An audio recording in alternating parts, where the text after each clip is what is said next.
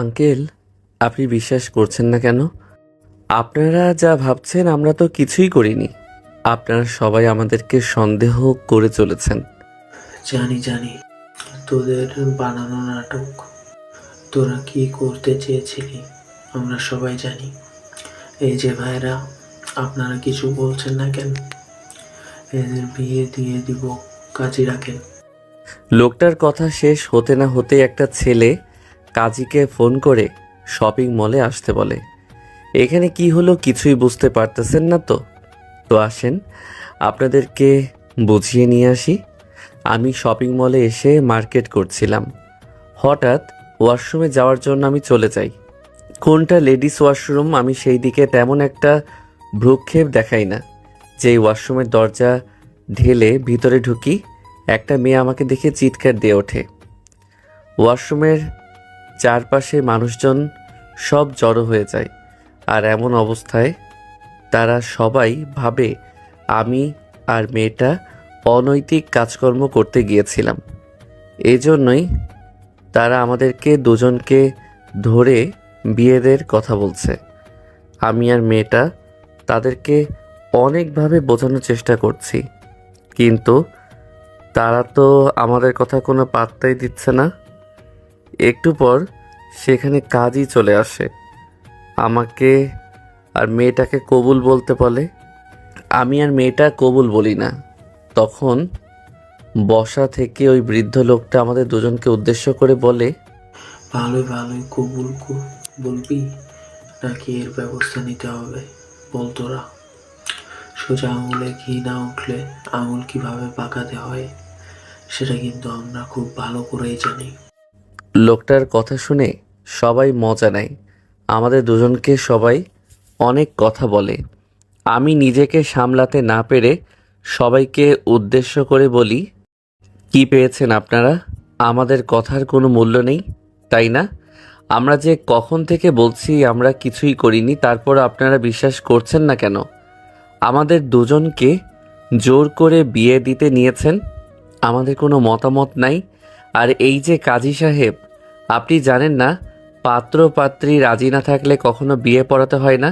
দাড়ি পেকে গেছে আপনার বোধহয় বিয়ে করাতে করাতে, কিন্তু আজ পর্যন্ত এই আইনটাই জানেন না। আমার কথা শেষ হতে না হতেই লোকটা আমার গালে ঠাস ঠাস করে দুইটা থাপ্পড় লাগিয়ে দেয়। আমি গাল ধরে সেখানে বসে পড়ি। তখন এই বৃদ্ধ লোকটা আমাকে আর মেয়েটাকে উদ্দেশ্য করে বলে, চোরের মায়ের বড় গলা। চুরি করেছিস, এখন অস্বীকার করছিস, তাই না? ভালোই ভালোই বিয়ে করবি, নাকি আমাদের ভয়ঙ্কর রূপ দেখাতে হবে? আগে ভালোই ভালোই কবুল বলে দেই। আমার কবুল বলা দেখে মেয়েটি আমার দিকে ড্যাব ড্যাব করে তাকিয়ে আছে আর কান্না করছে। নিজেকে সামলে নিয়ে মেয়েটাও কবুল বলে দেয়। তারপর ইমাম সাহেব আমার আর মেয়েটার যেন সংসার সুন্দর হয় এই নিয়ে মোনাজাত করে দেয়। পুরো শপিং মলের মানুষেরা বোধহয় ফ্রি ফ্রি মুভি দেখছে। সবাই তাদের শপিং না করে আমাদের দিকে তাকিয়ে আছে।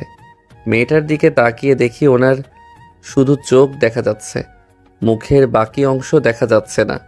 মেয়েটা দেখতে কেমন এখনো পর্যন্ত দেখতে পারলাম না। গিয়েছিলাম তখনও তার মুখে মেকআপ লাগানো ছিল। নিশ্চয়ই মেয়েটা পর্দা করে। হাতে কালো পোশাক, পুরো শরীরটা ঢিলে ঢালা বোরকা দিয়ে আবদ্ধ। তারপর আমি সেখানে আর না দাঁড়িয়ে থেকে মেয়েটার হাত ধরে শপিং মল থেকে বাইরে চলে আসি। বাইরে এসে ফুটপাতে দাঁড়িয়ে আছি। মেয়েটি আমার হাত থেকে ওনার হাত ছাড়িয়ে নিয়ে বলে ওঠে, কি করলেন আপনি? আপনার কি কোনো হুঁশ জ্ঞান নেই? লেডিস ওয়াশরুমে ঢুকে পড়লেন না দেখে? এখন কি হবে? আপনি ভালোই ভালোই আমাকে ডিভোর্স দিবেন এক্ষুনি। বিশ্বাস করেন আমি বুঝতে পারিনি ওটা লেডিস ওয়াশরুম ছিল। জানতে পারলে কখনো ওয়াশরুমের পাশ দিয়েও যেতাম না। আর এত বড় কাণ্ড হয়ে গেল, মা বাবা যদি জানতে পারে তাহলে আমার খবর আছে। রাখেন আপনার বাবা মা। আমার মা বাবা আর ভাই যদি জানতে পারে নির্ঘাত আমার কপালে শনি আছে, এই বিষয়টা জানাজানি না করে নিজেদের মধ্যে রেখে দিলেই ভালো হয়। সময় মতো আপনি আমাকে ডিভোর্স দিয়ে দিয়েন। আচ্ছা, তা নিয়ে আপনাকে ভাবতে হবে না। আমি লোকের মুখে শুনেছি যে বিয়ের 6 মাস আগে ডিভোর্স দেয়া যায় না, তাই 6 মাস অপেক্ষা করতে হবে। আমরা আর এখানে কথা না বলি। দেখেন, এখনো অনেক লোক আমাদের দিকে তাকিয়ে আছে। এর থেকে চলেন একটা রেস্টুরেন্টে কিংবা পার্কে যাওয়া যাক। আমি তো এখানে নতুন এসেছি, তেমন কিছু একটা চিনি না। আমার কথায় সত্যি মেয়েটি রাস্তার সামনে গিয়ে একটা রিক্সা দাঁড় করায়। তারপর আমি রিক্সায় উঠে বসি। রিক্সা চলছে তার আপন গতিতে। মেয়েটির কাছ থেকে আমি অনেকটা দূরত্ব নিয়ে বসে আছি। কোথাও একটু ঝাঁকি লাগলে আমি রিক্সা থেকে পড়ে যাব। একটু পর গিয়ে রিক্সা একটা সুন্দর পার্কের সামনে থামে। রিক্সাওয়ালাকে আমি ভাড়া দিতে যাব, উল্টো মেয়েটা তার ব্যাগ থেকে টাকা বের করে রিক্সাওয়ালাকে দিয়ে দেয়। এদিক দিয়ে আমিও রিক্সাওয়ালাকে টাকা দিতে লাগি। দুজনের জোরাজোরিতে রিক্সাওয়ালা বুঝতে পারে না কার টাকা নেবে। তারপর আমার হাত থেকে টাকাটা নিয়ে চলে যায়। অন্যদিকে মেয়েটির টাকাটা না নেওয়ায় অনেকটা রেগে যায়। পা দিয়ে রাস্তায় লাথি মেরে বলে, আপনি টাকা দিতে গেলেন কেন? আমি কি আপনাকে বলেছিলাম টাকা দেওয়ার জন্য? তাহলে আপনি টাকা দিলেন যে? কথা বাড়িয়েন না। আপনি কেন আমার ভাড়া দিতে যাবেন? সত্যি করে কথা বলেন তো, আপনি কি আমাকে আপনার স্ত্রী হিসেবে মেনে দিয়েছেন? আমি দেখছি আপনি আমার দিকে সেই শপিং মল থেকে তীক্ষ্ণ দৃষ্টিতে তাকিয়ে আছেন, আর এখন স্বামীর অধিকার দেখাচ্ছেন। মেয়েটা কথা বলতে বলতে পার্কের লেকের সামনে থাকা চেয়ারে বসে পড়ে। আমিও গিয়ে তার পাশের চেয়ারে বসে পড়ি। অনেকটা দূরত্ব বজায় রেখে উপরে তাকিয়ে স্বস্তির নিঃশ্বাস ফেলে তার প্রশ্নের কি উত্তর দিব ভাবতে লাগি। তারপর তাকে উদ্দেশ্য করে বলতে লাগি, দেখেন, যা হবার তা হয়ে গেছে। ভুলবশত হোক না কেন, বিয়ে তো মানুষের জীবনে একবারই হয়। আমি বলছি মানে আমি চাচ্ছি না আমাদের ডিভোর্স হোক। আপনি আপনার মতো থাকেন, আমি আমার মতো থাকি। আমাদের যখন বিয়ের বয়স হবে তখন না হয় দুই ফ্যামিলিকে আমাদের বিষয়টা জানিয়ে দেব। তারা নিশ্চয়ই আমাদের বিষয়টা বুঝতে পেরে কোনো কথা বলবে না। আমি এই কথাটা একদমে বলে মেয়েটার দিকে তাকিয়ে দেখি মেয়েটা লেকের দিকে তাকিয়ে আছে এক দৃষ্টিতে। আমি ভাবতে লাগি, এই বুঝি মেয়েটা আবার আমার গালে ঠাস করে থাপ্পড় লাগিয়ে দেবে। সকালে যে কার মুখ দেখে উঠেছি, যেখানে যাচ্ছি সেখানে শুধু অঘটন ঘটাচ্ছে। আমার ধ্যান ভাঙে মেয়েটির কথা শুনে। হ্যাঁ, আমিও তাই ভাবছি। বাঙালি মেয়ের বিয়ে একবারই হয়, দ্বিতীয়বার হয় না। যেইভাবেই হোক আমরা এখন স্বামী স্ত্রী, তাই চাচ্ছি এই বিষয়টা না জানাজানি করাই ভালো। আমরা বড় হয়ে আমাদের বিয়ের বয়স হোক, তখন না হয় ফ্যামিলিকে সব কথা জানিয়ে দেব। মেয়েটি আমার মতের সঙ্গে একমত দেখে অনেকটা খুশি হয়ে যায়। পুনরায় আমি তাকে প্রশ্ন করি, আপনি কি পর্দা করেন? আর আপনার নাম কি? আমার নাম পপি। আর হ্যাঁ, আমি ছোটবেলা থেকেই পর্দা করি। আজকে শপিং মলে এসেছিলাম একটা প্রয়োজনে, কিন্তু এসে যা ঘটলো, এর আগে কখনোই শপিং মলে আসিনি। একা একা বাবা কিংবা ভাইয়ের সাথে এসেছি। এসে যা ঘটলো তা কখনো বলার মতো নয়। তারপর আমি মেয়েটার সঙ্গে টুকিটাকি কিছু কথা বলতে লাগি। সেভাবে পেরিয়ে যায় অনেকটা সময়। দুপুর গড়িয়ে বিকাল হতে চলল। তখন মেয়েটি অর্থাৎ পপি পুনরায় বলে, ভাইয়া, সরি, আপনি তাহলে থাকেন। আমাকে বাসায় যেতে অনেকটা সময় হয়ে গেছে। আমাকে নিয়ে তো আবার দুশ্চিন্তা করতে পারে। তাদেরকে তো বলাই হয়নি যে আমি শপিং মলে এসেছি। বাসায় যেতে হবে, আপনি থাকেন। আল্লাহ হাফেজ। মেয়েটা কথা বলে সে এখান থেকে উঠে পার্ক থেকে বের হতে চলল। আমি ওনার দিকে তাকিয়ে আছি। কিছু একটা চিন্তা করে সিট থেকে উঠে দৌড়াতে দৌড়াতে পপির কাছে এসে বলি, আচ্ছা, আপনি ফোন ইউজ করেন না? আপনি যদি ফোন ইউজ করেন তাহলে আপনার ফোন নাম্বারটা আমাকে কি দেওয়া যাবে? হ্যাঁ, ফোন ইউজ করি, আর এটা হলো আমার নাম্বার। আমাকে সময় হলে কল করবেন। আজকে আর কথা বলতে পারছি না, অন্য একদিন কথা বলবো আপনার সাথে। বাসায় যেতে হবে, অনেকটা সময় হয়ে গেছে। আমি এই শহরে নতুন এসেছি। আমি অন্য শহরে থাকতাম, এইখানে কলেজে ভর্তি হয়েছি। আর ব্যাচেলরদের এখানে বাসা ভাড়া দেয় না, তাই একটা বন্ধুর বাসায় উঠেছি। তার মা বাবার বোনের জন্য কিছু কেনাকাটা করার জন্য শপিং মলে গিয়েছিলাম। আর গিয়ে যা ঘটল মেয়েটির সঙ্গে কথা বলতে বলতে রাস্তায় চলে আসি। তারপর গাড়ির জন্য অপেক্ষা করতে লাগি। একটা রিক্সা আসতেই রিক্সাতে মেয়েটি উঠে চলে যায়। আমি সেদিকে তাকিয়ে আছি। দেখি মেয়েটা রিক্সা থেকে মুখ বের করে আমার দিকে তাকায়, পপির সঙ্গে চোখ লাগায়। পপি অনেকটা লজ্জা পায়। আমি লজ্জা পেয়ে মাটির দিকে তাকিয়ে থাকি। একটু পর পকেট থেকে ফোনটা বের করে নাম্বারটা সেভ করি। জান লিখে, যেভাবেই হোক এখন তো সে আমার বউ, এই বিষয়ে চিন্তা থাকতেই হবে। যা হবার তা হয়ে গেছে, তা নিয়ে ভেবে আর লাভ নেই। Past is past. তারপর আমার বন্ধুর নাম্বারে ফোন করি। ফোনে রিং হতে রিসিভ করে ওই পাশ থেকে বলতে লাগে, কি রে, তুই কোথায়? তুই তো এই শহরে কিছুই চিনিস না। তাহলে যে সকালে বাসা থেকে বের হয়েছিস আর তোকে খুঁজে পাওয়া যাচ্ছে না। ফোন করলাম এতবার, রিং হলো, কিন্তু তুই ফোন রিসিভ করলিও না। তোকে নিয়ে তো চিন্তা হচ্ছে আমার। একটাবার কি ফোন রিসিভ করে বলা যায় না কোথায় আছিলি তুই?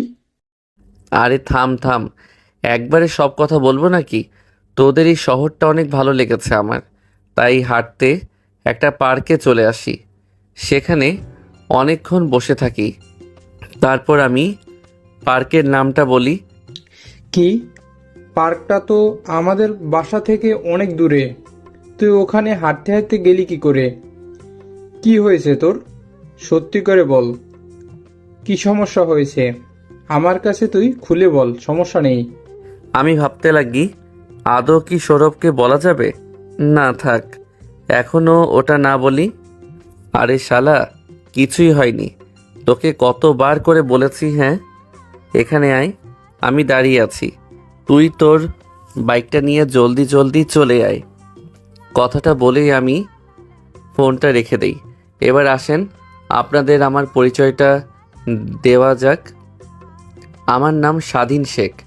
বাবা মার একমাত্র সন্তান, কিন্তু ছোট একটা বোন আছে। বাবা মা অন্য একটা শহরে থাকে। বাবার ওইখানে একটা ব্যবসা আছে, সেটা দেখাশোনা করে সে। আমি লেখাপড়ার সুবাদে এখানে চলে আসি। আরটুকু না হয় গল্পের সাথে থাকেন, ঠিকই বুঝতে পারবেন। আপনাদেরকে পরিচয় দিতে দিতে সৌরভ চলে আসে আমার সামনে। তার বাইকটা ব্রেক করতেই আমি বাইকে উঠে বসি। তারপর সৌরভ বাইক চালাতে চালাতে বাসায় চলে আসে। বাসায় এসে দরজায় কলিং বেল দিতেই তাদের বাসার কাজের মেয়ে এসে দরজা খুলে দেয়। তারপর আমি আর সৌরভ বাসার মধ্যে চলে যাই। সোফার উপর গিয়ে বসে আছি আর আঙ্কেল আন্টির সঙ্গে টুকিটাকি কিছু কথা বলছি। তখনই সেখানে একটা মেয়ে এসে সজীবের বাবার পাশে বসে পড়ে। আমি সেই দিকে একবার তাকিয়ে তার দিক থেকে চোখটা সরিয়ে নেই। অন্যদিকে মেয়েটি আমার দিকে তাকিয়ে অবাক হয়ে তাকিয়ে আছে। মেয়েটির ধ্যান ভাঙে তার মায়ের কথা শোনে। কি রে মা, তুই হঠাৎ এখানে আসলি? তুই তো সচরাচর আমাদের সঙ্গে বসে আড্ডা দিস না। আচ্ছা, আসছিস, ভালো হয়েছে। ওইটা হচ্ছে সজীবের বন্ধু, আমাদের বাসায় থাকবে আজ থেকে। কথাগুলো শুনে মেয়েটি দৌড়ে চলে যায়। আন্টি বলতে লাগলো, বাবা, তুমি কিছু মনে করো না, আমার মেয়েটা এমনই, সবার সামনে আসতে চায় না।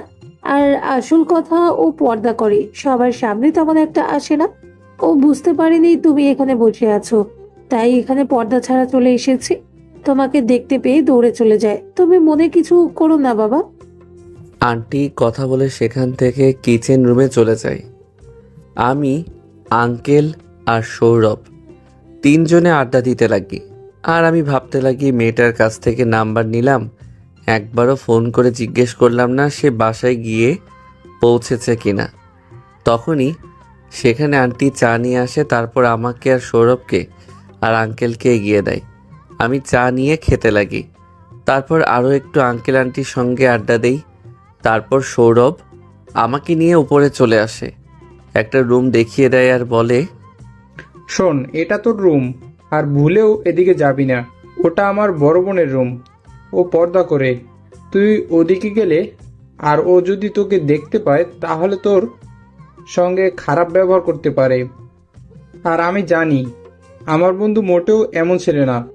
তারপরেও তোকে বললাম তুই যেন ওদিকে না যাস। আর এই যে পাশের রুমটা, এটা আমার। কোনো যদি সমস্যা হয় তাহলে আমাকে বলিস, কিংবা ফোন দিস। ওকে আচ্ছা। বুঝতে পেরেছি। তারপর আমি রুমের মধ্যে চলে যাই। রুমে গিয়ে দেখি সাজানো গোছানো। আমার ব্যাগগুলো দেখি পাশেই রয়েছে। ব্যাগগুলো খুলে কেবিনেটের মধ্যে জামা কাপড়গুলো রাখতে লাগি। তখনই দরজায় কেউ নক করে। আমি গিয়ে দরজা খুলে দেখি একটা মেয়ে সুন্দর করে তার মুখ হিজাব দিয়ে বেঁধে রয়েছে। আমাকে সালাম দিয়ে বলে, আপনাকে আব্বু আম্মু নিচে খাবার জন্য ডাকছে। আপনার জন্য সবাই অপেক্ষা করছে, আসেন। কথাটা বলেই সেখান থেকে মেয়েটা চলে যায়। আমি তার চলে যাওয়ার দিকে অবাক হয়ে তাকিয়ে আছি। স্বাধীন, কি ভাবছিস এগুলো? তুই তো এখন বিবাহিত। এগুলো ভাবা মোটেও ঠিক হবে না। আর মেয়েটার কণ্ঠস্বর কেমন যেন চেনা চেনা লাগলো। মনে হয় কোথাও যেন শুনেছি, কিন্তু মনে করতে পারছি না। কিভাবে শুনবো? এর আগে তো কখনো সৌরভদের বাসায় আসিনি। ওর বোনকে তো চিনিও না, তাহলে কিভাবে? ওহ গড! কথাটা চিন্তা করতে করতে নিচে খাবারের টেবিলে চলে আসি। টেবিলে বসতেই সৌরভের বোন খাবারের প্লেটটা নিয়ে সেখান থেকে উঠে বসার রুমে চলে যায়। তারপর আমি খেতে লাগি, কিন্তু আমার ভালো লাগছে না। আমার জন্য এই বাসার মেয়ে টেবিল থেকে উঠে অন্য জায়গায় গিয়ে খাবে, কেমন দেখায় না? তাই আমি সৌরভকে বলি, শালা চুপ করবি? তোদের বাসায় আমি 5 বছর ছিলাম, কখনো আমি তো এমন করিনি। আর এখন তুই আমাদের বাসায় এসে বাইরে থাকবি বলছিস কেন? এটা কি তোর নিজের বাসা মনে করতে পারছিস না? নাকি তোর খারাপ লাগছে? আমাদের এই বাসাটা পছন্দ হয়নি। পছন্দ হবে কি করে? তুই তো তোর মা বাবার আদরের দুলালি। তোদের তো কোটি কোটি টাকা, বাড়িঘর, আর আমাদের সামান্য একটা দালান। আরে না, মোটেও না। তুই যা চিন্তা করছিস তা কিছুই না। আমার এখানে থাকতে ভালোই লাগছে।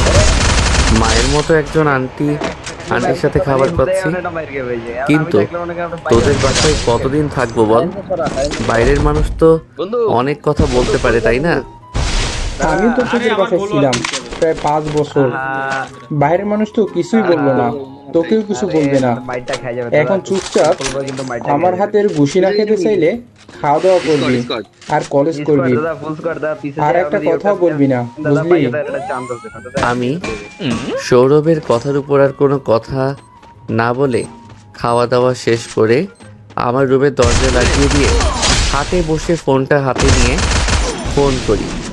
অন্যদিকে ইনি এখানে কেন? তার মানে এই হলো আমার ভাইয়ার বন্ধু, যার কথা ভাইয়া মাঝে মাঝে আমাদেরকে বলতো। আচ্ছা, কোনোভাবে যদি এমনই হয়ে যায় আমি তার বিয়ে করা স্ত্রী, সে তো আমাকে ওই দিন দেখে মুখে মেকআপ রাখছে। এই কারণে যদি কোনোভাবে জেনে যায় তাহলে কি হবে? না না বাবা, এত কিছু ভেবে লাভ নেই, যা হবার তা তো হবে। কিন্তু আমি তাকে আমার পরিচয় কখনো দেব না, দেখি উনি বুঝতে পারে কিনা। আনমনে কথাগুলো ভাবছিলাম, তখন ফোন ভাইব্রেট হতে লাগলো। ফোনটা হাতে নিয়ে দেখি একটা রং নাম্বার। ভাবছি ফোনটা রিসিভ করবো কি করব না। ফোনটা কানের কাছে ধরতে ওপাশ থেকে একটা মিষ্টি কণ্ঠে বলতে লাগে, আসসালামু আলাইকুম। সালাম দিলাম, বাট ওই পাশ থেকে কোনো উত্তর পাচ্ছি না। হয়তো বা মেয়েটা আমাকে চিনতে পারছে না। তাই আমি পুনরায় বললাম, আমি স্বাধীন। আমি ভুল না বললে আপনি পাপি, তাই তো? চিনতে পারছি।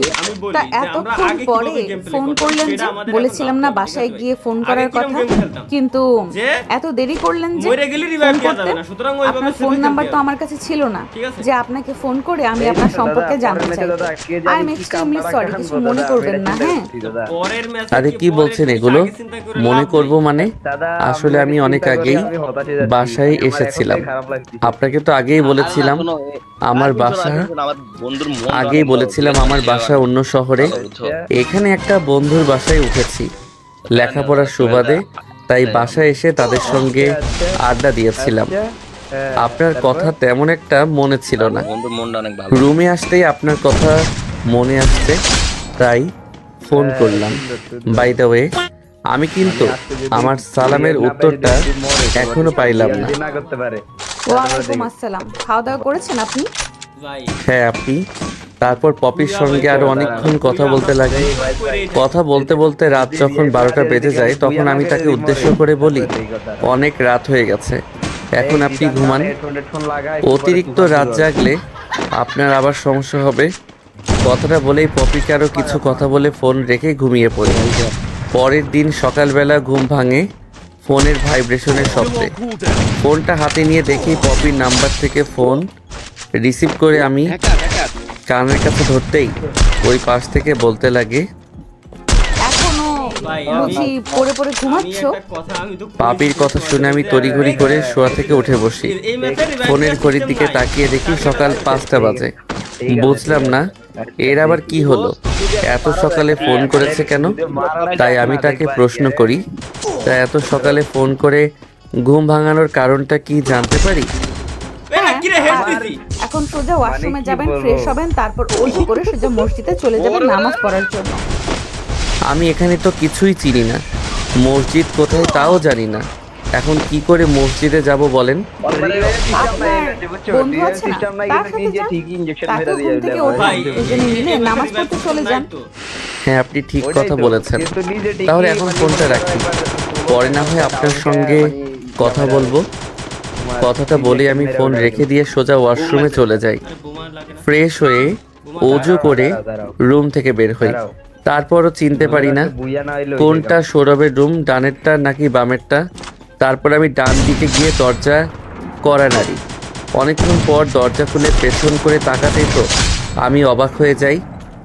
আমি যা নিজের চোখে নিজে বিশ্বাস করতে পারছি না। একটা মেয়ে কখনো এত সুন্দর হতে পারে তখন বসার রুমে দেখেছিলাম, বাট তেমন একটা মুখ দেখায়নি। আফসা আফসা আলোয় যেন তার মুখ থেকে রোশনি নির্গত হচ্ছে। আমাকে দেখে মেয়েটির দরজা লাগিয়ে দিয়ে চলে যায়। দরজা লাগানোর শব্দ পেয়ে আমি অনেকটা লজ্জা পেয়ে যাই, কারণ মেয়েটি কি ভাবলো আমাকে নিয়ে। তারপর আমি রুমের সামনে থেকে সরে বামের রুমে গিয়ে দরজায় কড়া নাড়ি। অনেকক্ষণ পর দরজা খুলে সৌরভ হাই ফেলাতে ফেলাতে আমাকে উদ্দেশ্য করে বলে, কি রে শালা, তোর আবার কি হলো? এত রাতে দরজায় করা নাড়ছিস? কি হয়েছে তোর? আরে না, কিছুই হয়নি। তুই ফ্রেশ হয়ে ওযু করে আয়, দুজন নামাজ পড়তে যাব।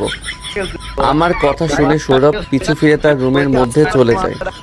আমি তার দরজার সামনে সেভাবে দাঁড়িয়ে আছি। অনেকক্ষণ পর সৌরভ ওযু করে ফ্রেশ হয়ে বের হয়। তারপর আমি আর সৌরভ সেখান থেকে তাদের বাড়ির পাশের মসজিদে চলে যাই নামাজ পড়ার জন্য। নামাজ পড়া শেষ হলে মসজিদ থেকে বের হয়ে রাস্তা দিয়ে একটু হাঁটাহাঁটি করে বাসায় চলে আসি।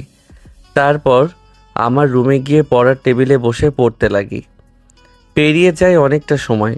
হঠাৎ দরজায় এসে কেউ কাশি দেওয়ার শব্দে আমি পেছন ফিরে তাকাই। পেছন ফিরে দেখি সৌরভের মা আমার দিকে আস্তে আস্তে বলে, বাবা, তুমি সকাল সকাল কি করছো? পড়ছো বুঝি? আমি মাথা দিয়ে হ্যাঁ বোঝাই। আমাকে উদ্দেশ্য করে পুনরায় প্রশ্ন করে, এর জন্যই তুমি প্রত্যেকবার কলেজে টপ করো। আর আমার ছেলের দিকে একবার তাকাও, দেখো আমার ছেলে পড়াশোনা নাই, সম্পূর্ণ অমনোযোগী। তোমার মতো হতে পারলো না, সারাক্ষণ শুধু ফোন টিপে কম্পিউটারে গেমস খেলবে। মনে হয় এখনো ছোট আছি। ওর বাবার এত এত সয় সম্পত্তি, কোম্পানি, দেখাশোনা করবে কি? ও যদি লেখাপড়া না করে ভালো কিছু না হতে পারে, তাহলে ওর বাবার সম্পত্তি তো অন্য কেউ তখন দখল করে নেবে। তুমি ওকে একটু বুঝিয়ে যেন ও লেখাপড়ায় একটু মনোযোগী হয়। আচ্ছা, আমি ওকে বলবো যেন পড়ালেখায় মনোযোগ দেয়। আচ্ছা বাবা, আমাকে আন্টি বলতে হবে না, তুমি চাইলে আমাকে মা ডাকতে পারো। আর আসো, তোমার জন্য সবাই নিচে খাবার টেবিলে অপেক্ষা করছে। খাবার খেয়ে নাও, তারপর না হয় আবার এসে পড়তে বসো। নাকি কলেজে যাবে আজকে? আচ্ছা আন্টি। ও সরি মা, আমি আসি, আপনি যান। আর হ্যাঁ, নতুন নতুন কলেজে কয়েকদিন তো যেতেই হবে। স্যারদের সঙ্গে পরিচয়, নতুন ক্লাস, পার্টনারদের সঙ্গে পরিচয় হতে হবে। আচ্ছা বাবা, তাহলে আসো। কথাটা বলেই সৌরভের মা আমার রুম থেকে চলে যায়। তারপর আমি আমার রুমে আর না বসে থেকে নিচে চলে আসি। খাবার টেবিলের সামনে এসে দেখি সবাই বসে আছে। বোধহয় আমার জন্য অপেক্ষা করছে এতক্ষণ ধরে ওনারা। বাবা আসো, আসো, এখানে বসো, খাবার খেয়ে নাও। আমাকে দেখে কথাগুলো বলে সৌরভের বাবা। তারপর আমি গিয়ে সৌরভের বাবার পাশের চেয়ার টেনে বসে পড়ি। আমাকে বসতে দেখে সেখান থেকে পপি তার খাবারের প্লেট নিয়ে উঠতে যাবে, তখন সৌরভের বাবা বলে, মা কই যাচ্ছিস তুই? এখানে বয়। স্বাধীন তো আমাদের ঘরের ছেলে, ওকে তুই ভাই মনে করবি। হ্যাঁ বাবা, তুমি ঠিক বলেছো। স্বাধীন মোটেও এমন ছেলে না, একদম ইনোসেন্ট ছেলে।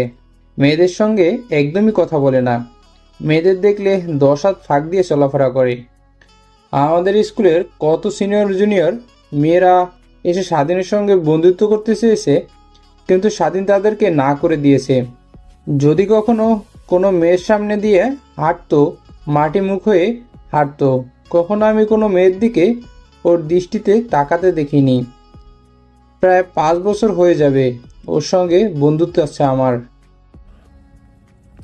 অন্যদিকে পপি আনমনে ভাবছে, হায় খোদা, শেষমেশ কিনা জুনিয়র জামাইকে ভাইয়া বলতে হবে। আর ভাই কি বলল?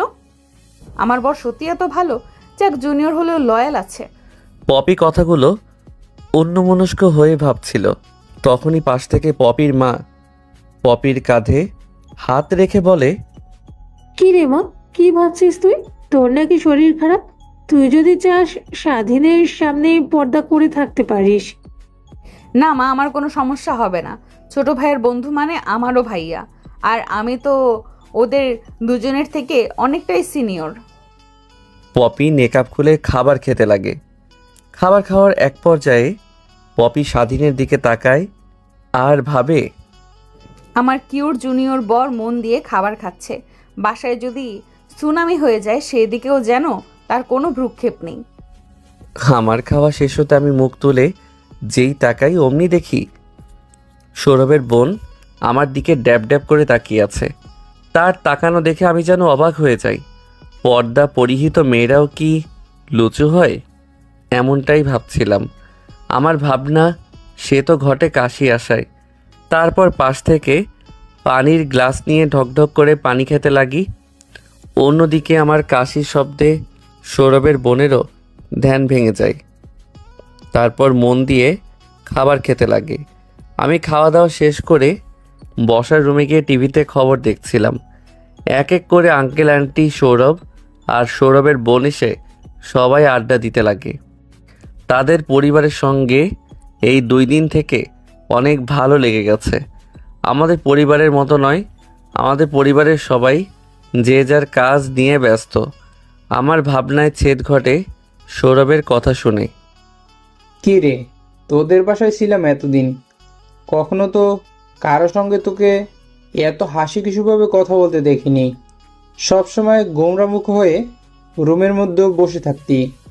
আর তোদের ফ্যামিলিটা যেন কীরকম, সবাই যে যার কাজ নিয়ে ব্যস্ত, কাউকে কারো সময় দেওয়ার টাইম নেই। আচ্ছা বাদ দিয়ে এসব কথা, আজকে তো আমাদের নতুন কলেজ। তা তুই কলেজ যাবি না নাকি? সময় তো হয়ে গেল কলেজ যাওয়ার।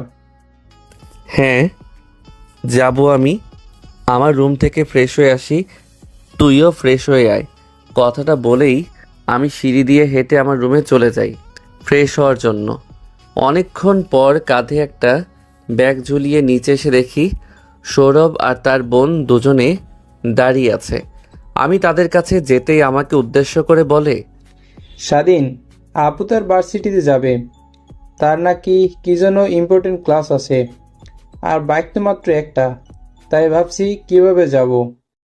আচ্ছা তাহলে তোরা দুজন চলে যা, আমি একটা রিক্সা নিয়ে না হয় কলেজে যাব। আর তুই তো বললি এখান থেকে কলেজ অনেকটা কাছে, রিক্সাওয়ালা নিশ্চয়ই চিনতে পারবে। তুই আপুকে নিয়ে গিয়ে তার ভার্সিটিতে নামিয়ে দিয়ে আয়। অন্যদিকে তলে তলে যে আমাকে একজন আমার 14 গোষ্ঠী উদ্ধার করছে সেই দিকে আমার কোনো খেয়াল নেই। খচ্চর বেটা, বান্দর বেটা, জীবনে কখনো মিথ্যা কথা বলেনি। ওনাদের সঙ্গে ভার্সিটিতে যাব তার জন্য মিথ্যা কথা বললাম, আর তিনি নাকি বলছেন অন্য রিক্সা নিয়ে যাবে। আর কি বলল আমাকে আপু? শালা বান্দর বউরে আপু বলস?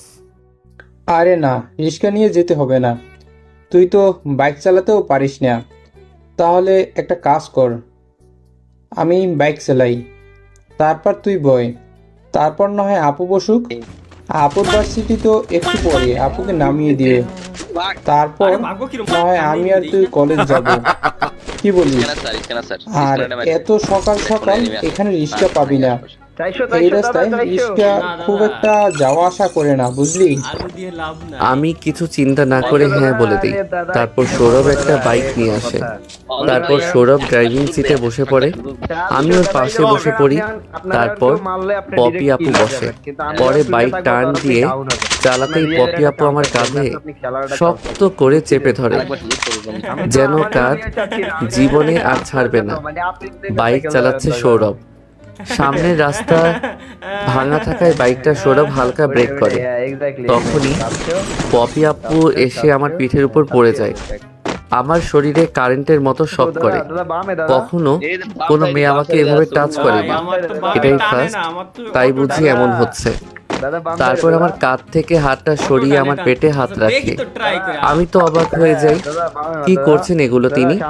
একটা পর্দায় থাকা মেয়ে অন্য ছেলের কোমরে হাত দিয়েছে। একটু পর একটা ভার্সিটির সামনে গিয়ে সৌরভ বাইকটা ব্রেক করে। তারপর পপি আপু পেছন থেকে নেমে তার ভার্সিটিতে ঢুকে পড়ে। ভার্সিটির ভিতরে ঢোকা অবধি সৌরভ সেখানে দাঁড়িয়ে থাকে। পপি আপু ভার্সিটির ভিতরে ঢুকে গেল বাইক চালিয়ে। আমি আর সৌরভ কলেজে চলে আসি। অন্যদিকে কিরে পপি, ছেলেটা কে ছিল? বাইকের সামনে থাকা ছেলেটা তো তোর ভাইয়া, পিছনের কিউট ছেলেটা কে রে? পপি তার বান্ধবীর কথা শুনে ওর দিকে তাকিয়ে ওর মুখে পৈশাচিক হাসি দেখতে পাই। তার হাসি রহস্য পপি ঠিকই বুঝতে পারে, আর মনে মনে ওর 14 গোষ্ঠী উদ্ধার করছিল। খচ্চর বেটি, আমার জামাইয়ের দিকে নজর দেওয়া, তাই না? সময় হোক তো চোখ খুলে ফেলবো। ওকে কিছু বলা যাবে না, এখন কিছু বললে হিতে বিপরীত হতে পারে। পপির ভাবনা দেখে পুনরায় পপির বান্ধবী বলে, কিরে কি ভাবছিস? তোর ভাইয়ের পেছনে থাকা কিউট হ্যান্ডসাম ছেলেটাকে আমি প্রথম দেখায় পুরো ক্রাশ খেয়ে ফেলেছি। মুখ সামলে কথা বল। ওরা আমাদের ছোট ভাই, ওরা আমাদের থেকে 3 বছরের জুনিয়র, বুঝলি? আর ওইটা হচ্ছে আমার ভাইয়ার বন্ধু, আমাদের বাসা থেকে লেখাপড়া করতেছে। ও আচ্ছা, তাহলে এই ব্যাপার। জুনিয়র হয়েছে তো কি হয়েছে? জুনিয়র ছেলেরা অনেক ভালো হয়, ওরা সিনিয়র মেয়েদেরকে অনেক ভালোবাসে, কথা শুনে শ্রদ্ধা করে। আর যদি কোনো সিনিয়র ছেলেকে ভালোবাসিস তখন দেখবি তোর কথায় কোনো মূল্য দিবে না, তার কথাই চূড়ান্ত হবে। এর থেকে আমি ভেবেছি একটি জুনিয়র ছেলেকেই ভালোবাসবো, বিয়ে করব। প্রয়োজন হলে আমি ওকে চাকরি করে ওর পড়াশোনা চালাবো। বাবা, তোর চিন্তাভাবনা দেখে তো আমি পুরাই ফিদা হয়ে গেলাম। আচ্ছা একটু ওয়েট কর, আমি আঙ্কেলকে ফোন করে বলছি তোকে যেন বিয়ে দিয়ে দেয়। তোর বিয়ের খুব স্বাদ জাগছে না? নাহলে এমন কথা তো বলতি না তুই। আরে না, সত্যি বলছি, ছেলেটাকে অনেক পছন্দ হয়েছে আমার। তুই প্লিজ কিছু একটা করে ম্যানেজ করে দে। তুই যদি ম্যানেজ করে দিতে পারিস তাহলে তোদের সবাইকে আমি ট্রিট দেব। সাদিয়া সব বান্ধবীদেরকে উদ্দেশ্য করে বলল। তারপর সবাই পপির কাছে এসে স্বাধীনের সাথে দেখা করতে চায়, বলে পপি যেন তাদের সাথে দেখা করিয়ে দেয়, কারণ সবগুলো হলো খাইতে চায় পপির কাছে। খাওয়ার ধান্দায় এমনটা করছে। তাই পপি বলল, আমি জানি তোরা কেন এমন করছিস বা বলছিস, খাওয়ার জন্য, তাই না? আজকে আমি তোদেরকে ট্রিট দিব, বাট তোরা কখনোই বলতে পারবি না আমি যেন ছেলেটাকে গিয়ে সাদিয়ার প্রেমের প্রস্তাব দিই। ওকে আমি নিজের ছোট ভাই মনে করি, তাই আমি কখনোই কথাটা তাকে বলতে পারবো না। প্লিজ তোরা আমাকে আর জোরাজোরি করবি না। স্বাধীনকে ভাইয়া বলতে গিয়ে পপির গলা যেন আটকে যায়। পপির কথা শুনে সবার হুররে বলে ওঠে, কলেজের ক্যান্টিনে চলে যায়। তারপর মেয়েদের খাবার জন্য আলাদা কর্নার থাকায় সেখানে চলে যায়। এক এক করে সবাই খাবার অর্ডার দিতে লাগে, আর পপি ভাবতে লাগে এরা এখন তার পকেট ফাঁকা করবে। তারপরে খাওয়া দাওয়া শেষ হলে একটা লম্বা বিল পপির হাতে চলে আসে। পপি বিল হাতে নিয়ে দেখে 10,000 টাকা, আর ভাবছে এর থেকেও যদি ওদের সবাইকে বলে দিতাম ওইটা আমার হাজবেন্ড পিচ্চি বর, তাহলে একসাথে ওদেরকে ট্রিট দিয়ে দিতে পারতাম, আর ওদেরকে এতগুলো কথা বলতেও হতো না। খাওয়া দাওয়া শেষ করার পরে সাদিয়া পপিকে বলল, তোর চিন্তা ভাবনা কেমন যেন দেখছি। ছেলেটার সম্পর্কে যে আমি বাহবা দিয়েছি অমনি তোর চোখ মুখ কেমন যেন চুপসে গিয়েছে। ব্যাপারটা কি? তুই ওকে আবার ভালোবেসে ফেলিসনি তো? আমি কিছু বলায় রেগে গিয়েছিস তুই? পপি সাদিয়ার কথা শুনে যেন আকাশ থেকে পড়ে। তারপর নিজেকে সামনে নিয়ে বলে, দেখ, উল্টাপাল্টা কথা বলবি না। তোদেরকে খাওয়ালাম, আমি চাই না ছেলেটার কাছে গিয়ে নিচু হই। এই জন্য এর থেকে বেশি কিছু না করাই ভালো। ওকে আমার ভাই সৌরভের মতো ছোট ভাই হিসেবেই মনে করি। এই কথাটাই যেন মনে থাকে। 1-2 বছর পর আবার যেন এই কথা আর নড়চড় না হয়। কথাটা বলে পপির সব বান্ধবীরা হেসে ফেলে। তারপর পপি সেখানে না দাঁড়িয়ে থেকে ক্যান্টিন থেকে রাত দেখিয়ে বেরিয়ে যায়। পেছন থেকে ওর বান্ধবীরা অনেক করে ডাকতে লাগে, কিন্তু পপি সারা শব্দ কিছুই দেয় না। ভার্সিটির বাইরে এসে রিক্সার জন্য অপেক্ষা করতে লাগে। একটু পর রিক্সা পেয়ে যায়, তারপর সোজা বাসায় চলে যায়। অন্যদিকে আমি কলেজে এসে বাইকটা পার্কিং লটে রেখে সামনের দিকে তাকিয়ে হাঁটতে লাগি। হঠাৎ একটা মেয়ে এসে সৌরভকে জড়িয়ে ধরে। আমি তো ওর দিকে চোখ বড় বড় করে তাকিয়ে আছি। মেয়েটি বা কে, আর ওকে অমন করে জড়িয়ে ধরলো কেন, কিছুই বুঝতে পারছি না। সব কিছু যেন আমার মাথার উপর দিয়ে যাচ্ছে। কিছুক্ষণ পর সৌরভ মেয়েটিকে নিজের কাছ থেকে ছাড়িয়ে আমাকে দেখিয়ে বলে, লামিয়া, এটা হচ্ছে আমার বন্ধু, যার বিষয়ে এর আগেও তোমাকে অনেক কথা বলেছি। এটাই আমার বন্ধু। সৌরভের কথা শেষ হতে না হতেই লামিয়া নামের মেয়েটা আমার দিকে হাত বাড়িয়ে দেয়। আমি তার হাতের সঙ্গে হাত মিলিয়ে হ্যান্ডশেক করছি না দেখে মেয়েটা অনেকটা লজ্জা পেয়ে যায়।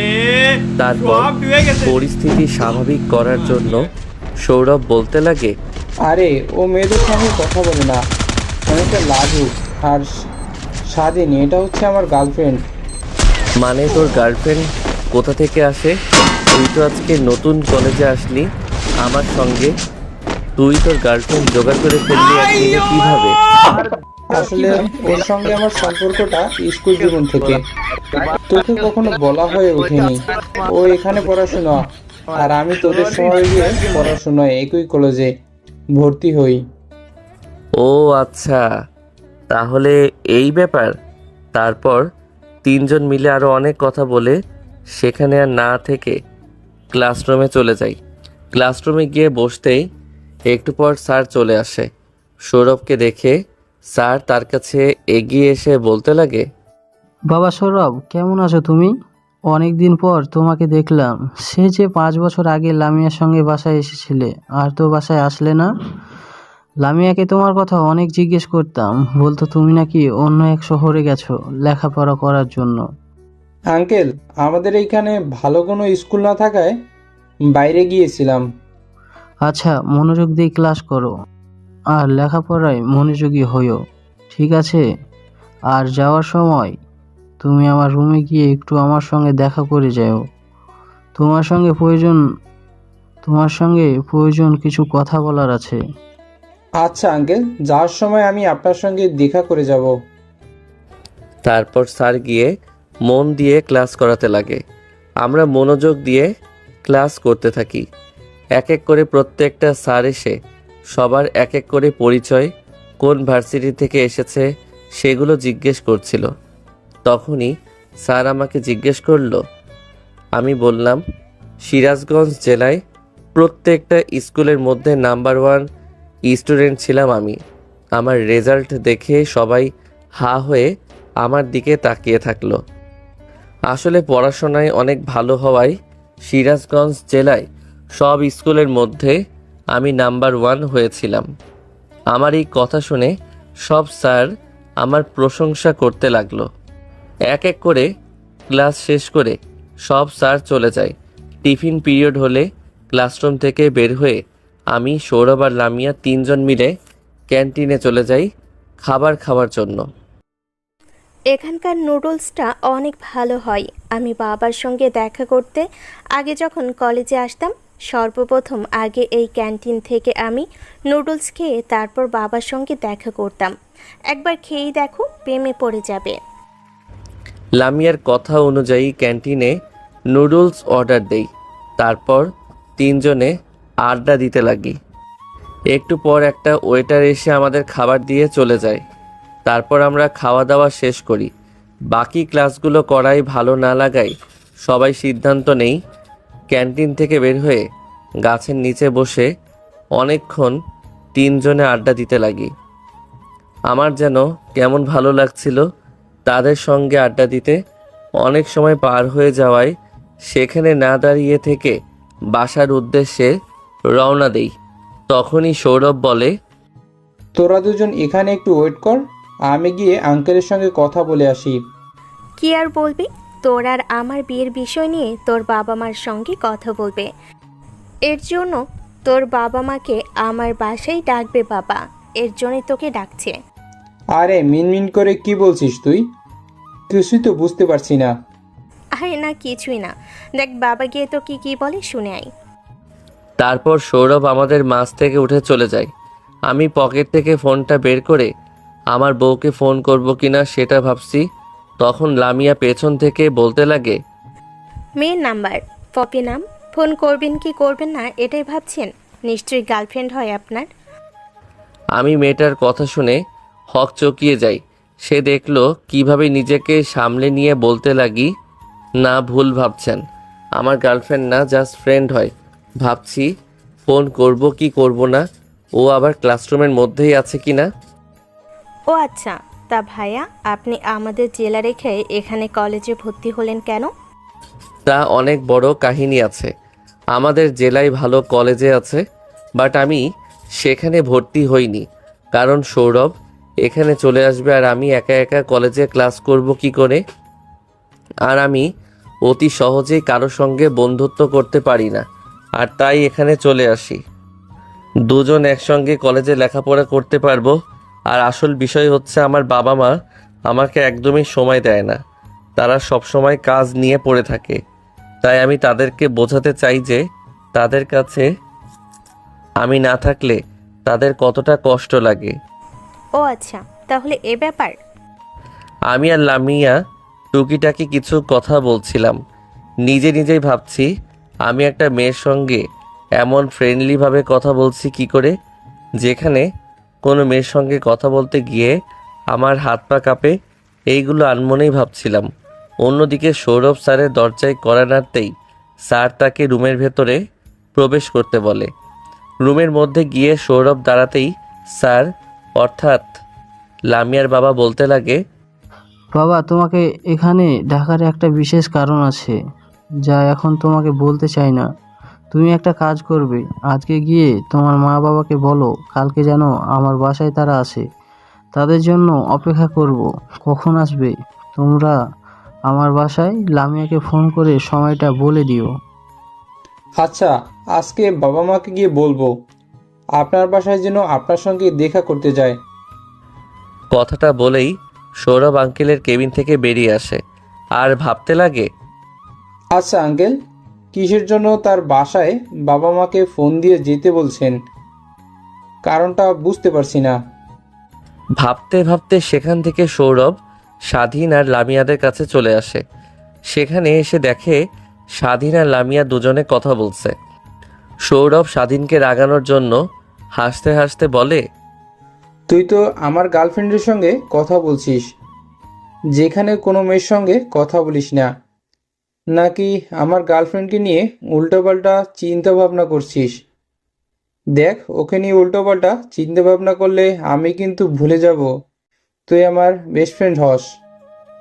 ধ্যাত, এটা তো আমাদের ভবিষ্যৎ ভাবি, তো ভাবির সঙ্গে কথা বলবো না তো কার সঙ্গে কথা বলবো? আর তুই আমাকে ভালো করে চিনিস, আমি তোকে নতুন করে আমার পরিচয় দিতে যাব না, বুঝলি? আর বাসায় যাব, আর ভালো লাগছে না। আরে না, আমি তো তোকে এমনিতেই রাগানোর জন্য কথাগুলো বললাম। তুই কি কিছু মনে করছিস? আরে না, এমনিতেই ভালো লাগছে না, অনেক মাথা ব্যথা করছে হঠাৎ করে, বোধহয় জ্বর আসবে। চল বাসায় যাই। তারপর সেইখানে আর না দাঁড়িয়ে থেকে সৌরভ লামিয়াকে বিদায় দিয়ে পার্কিং লটে এসে গাড়ি বের করে বাসার উদ্দেশ্যে বেরিয়ে যায়। বাইকটা নিয়ে গিয়ে সৌরভ তার বোনের ভার্সিটির সামনে ব্রেক করে। তার বোনকে ফোন করে সৌরভ বলে, আপু তোমার ভার্সিটির সামনে অপেক্ষা করছি। স্বাধীনের মাথা ব্যথা করায় বাসায় যাচ্ছি, তুমি কি বাসায় যাবে? তাহলে চলে আসো। আরে না, বাসায় চলে এসেছি অনেকটা আগে। তুই আর তোর বন্ধু বাসায় চলে আয়। আর শোন, দেখে শুনে আসবি। তুই যেভাবে বাইক চালাস তখন যেন নিজের ক্ষতি করে ফেলিস। সকালে তোর বাইক চালানো দেখে আমি অনেক ভয় পেয়ে গেছিলাম। নিজের কথা চিন্তা না করে বাবা মার কথা চিন্তা করে একটু নিজের আওতার মধ্যে বাইকটা চালাস। কথাটা বলেই পাপি ফোন কেটে দেয়। সৌরভ পুনরায় বাইক স্টার্ট দিয়ে বাসার উদ্দেশ্যে রওনা হয়। বাইক চলছে তার আপন গতিতে। আমি শহরটা উপভোগ করতে থাকি। একটু পর বাসার সামনে এসে সৌরভ বাইকটা ব্রেক করে আমি বাইক থেকে নামতেই সৌরভ বাইক পার্কিং লটে রেখে আমাকে নিয়ে বাসায় চলে আসে। কলিং বেল দিতেই কাজের মেয়ে এসে দরজা খুলে দেয়। তারপর তাকে পাশ কাটিয়ে আমি আর সৌরভ যে যার রুমে গিয়ে ফ্রেশ হয়ে নিই। আমি আমার রুমে গিয়ে ওয়াশরুমে গিয়ে গোসল করে নিই, শরীরটা যেন পাতলা হয়। এজন্য গোসল করে রুমে আসতেই আমার শরীরটা কাঁপুনি দিয়ে উঠেছে। বোধ হয় অনেক জ্বর আসবে। তারপর আমি খাটে গিয়ে শুয়ে পড়তেই ঘুমিয়ে পড়ি। বিকেলের দিকে ঘুম ভাঙে আমার মাথায় কারো উষ্ণ ছোঁয়া অনুভব করাতে।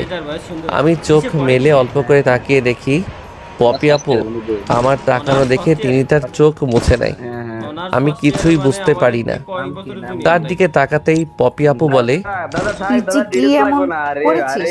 গায়ে এত পরিমাণে জ্বর নিয়ে চলে এসেছিস যে মা তোমার কোনো সারা খবর না পেয়ে তোমার রুমে আমাকে পাঠায় তোমাকে দেখার জন্য। এসে দেখি তুমি ঘুমের রাজ্যে। তোমার কাছে গিয়ে কপালে হাত রেখে দেখি অনেক মাত্রায় জ্বর। তারপর মার কাছে যেতেই মা বলে আমি তোমাকে যেন জলপট্টি দেই। তাহলে তোমার গায়ের জ্বরটা আর থাকবে না। তাতে যদি জ্বর না কমে তোমাকে ডাক্তারের কাছে নিয়ে যাবে বলেছে। না আপু, ডাক্তারের কাছে নিয়ে যেতে হবে না, এখন অনেকটা সুস্থ আছি, চিন্তা করতে হবে না আমাকে নিয়ে। চিন্তা করব না কেন? হঠাৎ করে গায়ে জ্বর চলে এসেছে, যদি কোনো কিছু হয়ে যায় তখন কি করব আমি? আমি আপুর কথার আগা মাথা কিছুই বুঝে উঠতে পারছি না। তার দিকে প্রশ্নসূচক দৃষ্টি নিয়ে বলি, মানে? আমার কথা শুনে যেন পপি আপু নিজেকে সামলে নিয়ে বলে, আরে আই মিন তোমার বাবা মাকে কি জবাব দেব? তোমার যদি 19 থেকে 20 হয় তাহলে? এই জন্য চিন্তা করছিলাম তোমাকে নিয়ে। থ্যাংক ইউ আপু আমাকে নিয়ে ভাবার জন্য। এখন আপনি যান, আমি অনেকটা সুস্থ আছি। আর কোনো প্রয়োজন হলে আমি আপনাকে ফোন করব। আপনার নাম্বারটা আমাকে দিয়ে যান তো। তারপর পপি আপু একটা নাম্বার বলতে লাগে। আমি তার নাম্বার শুনে তার দিকে অবাক হয়ে তাকিয়ে আছি। লাস্টের 2টা অক্ষর বলতে যাবে তখনই নিজেকে সামলে নেয়।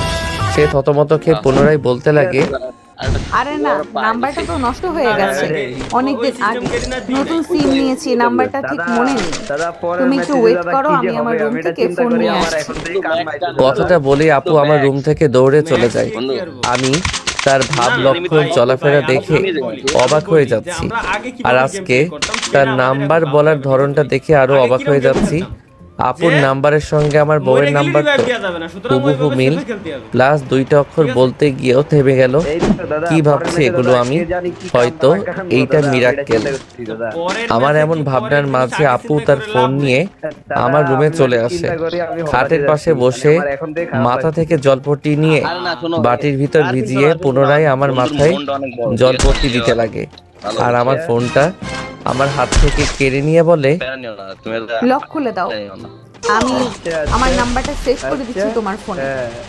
আমি লক খুলে দিতেই আপু ফোন টিপতে লাগে। আমি চোখ বুজে ঘুমানোর চেষ্টা করি। এখন শরীরটা ব্যথা অনুভব হচ্ছে।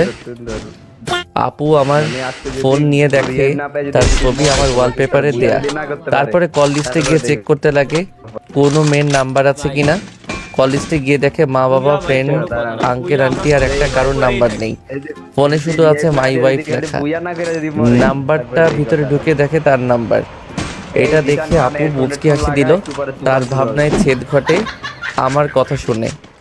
আপু কি করছেন? নাম্বার সেভ করা হয়নি, ফোনটা দেন তো, একটু আব্বু আম্মুর সঙ্গে কথা বলবো। তারপর আপু আরেকটু পর ফোনটা আমার দিকে এগিয়ে দেয়। ফোনটা হাতে নিয়ে দেখি তার নাম্বারটা সেভ করে দিয়েছে আপু লিখে। শোনো, তোমার যদি কোনো সমস্যা হয় আমাকে কিংবা সৌরভকে ফোন করো। কথাটা বলে আপু আমার রুম থেকে বেরিয়ে যায়। আপু রুম থেকে বেরিয়ে যেতে আমি আমার বউকে ফোন করি।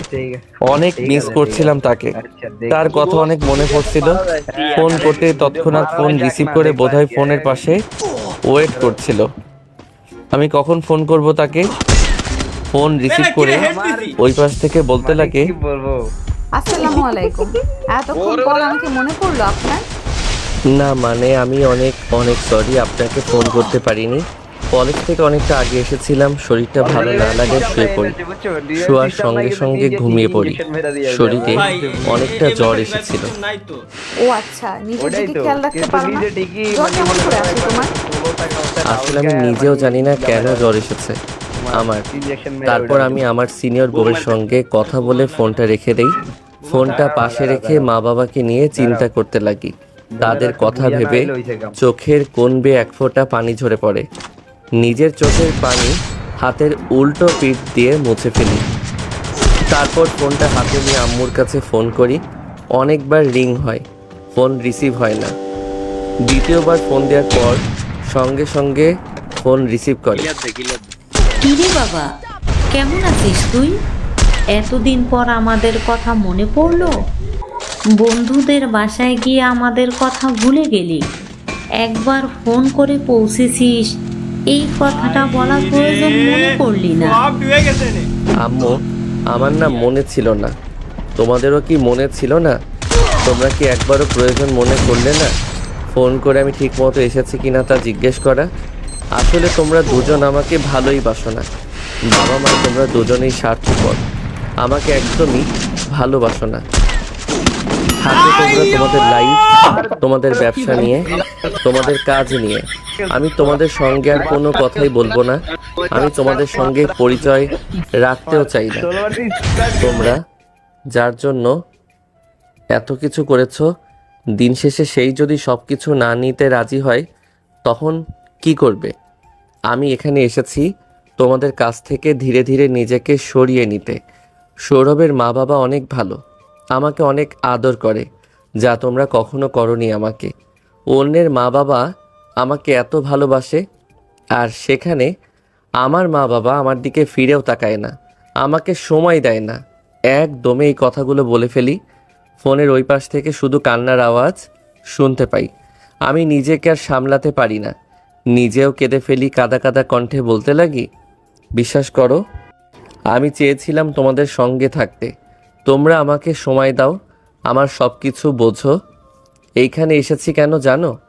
সৌরভের মা বাবা সৌরভ আর ওর বোনকে সর্বদাই সময় দেয়, অনেক ভালোবাসে। ওরা আড্ডা দেয়, নিজেদের মধ্যে কথাবার্তা বলে, ফ্রি ওরা। আর আমি তোমাদের সঙ্গে আড্ডা তো দূরে থাক, কথা বলার মতো সময়ও পেতাম না। আমার এই কথা শুনে যেন ফোনের ওই পাশ থেকে মা কান্নার আওয়াজ আরও বাড়িয়ে দেয়। মাকে কান্না করতে দেখে বলি, এখন আর কান্না করে কি করবে বলো? তোমরা থাকো তোমাদের কাজ নিয়ে। কথাটা বলে সাথে সাথে ফোন রাখতে যাব, অমনি মা বলে, প্লিজ বাবা, আমাদেরকে তুই ভুল বুঝিস না। আমি আর তোর বাবা চেয়েছিলাম তুই যেন সুখে শান্তিতে থাকতে পারিস, তোর যেন কষ্ট করতে না হয়। তাই তোর জন্য পর্যাপ্ত পরিমাণে অর্থ উপার্জন করে রেখে যেতে চেয়েছিলাম। কখনো ভাবতেও পারিনি টাকার পিছনে ঘুরতে ঘুরতে তোকে হারিয়ে ফেলবো। প্লিজ বাবা, এমন ভাবে কথা বলিস না। তুই বাসায় চলে আয়, তোকে এখন পর্যাপ্ত সময় দেব, তোকে আর অবহেলা করব না। আমি অফিস থেকে চলে আসব বাসায়, আর কখনো অফিসে যাব না। সব সময় তোকে সময় দেব, তোর বাবাকে ওর অফিসে যেতে বলবো না। তাও বাবা, এমন ভাবে কথা বলিস না, বাসায় চলে আয়।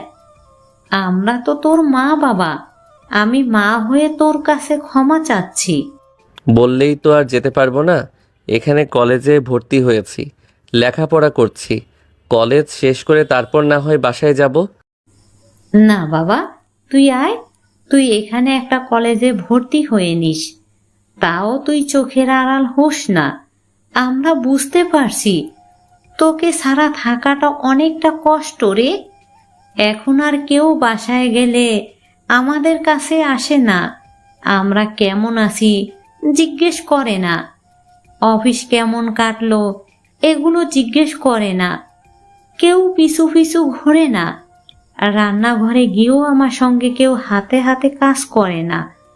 তোকে অনেক মিস করছি বাবা, তুই বাসায় চলে আয়।